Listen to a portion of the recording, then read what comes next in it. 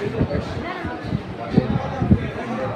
দলের বিভিন্ন সংগঠনের সামাজিক সাংস্কৃতিক রাজনৈতিক দলের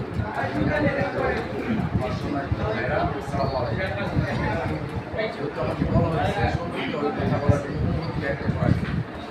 আসলে এই অনুভূতি ব্যক্ত করার মতো ভাষা আমার নাই, কারণ আমি যে ভালোবাসা মানুষের কাছ থেকে পেয়েছি, ভালোবাসার নির্যাস, আমি বলবো যে আমি যে ভালোবাসা পেয়েছি ভালোবাসার নির্যাস পেয়েছি। তো আমি ভালোবাসাটি কোনোদিন শোধ করতে পারবো না।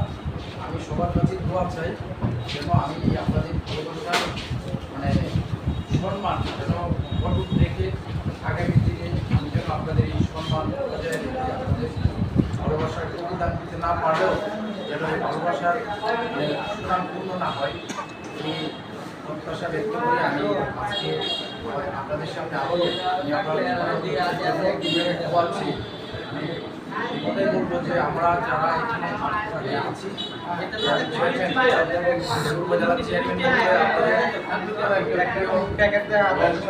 আমরা যারা উপজেলা পরিষদে এখন নির্বাচিত হয়েছি, আসলে কথা যে কথা হয়নি বলা আগে বলি নাই।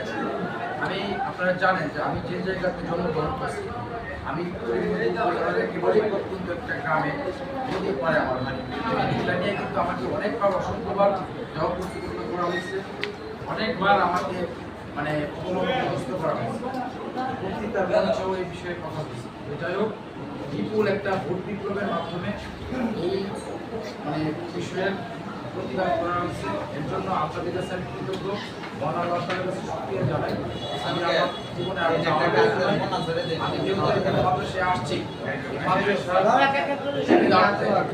যদি আমার পক্ষ থেকে কিছু করা যায় ইনশাআল্লাহ আমরা করবো। আমি আপনাদের কাছে ধন্যবাদ।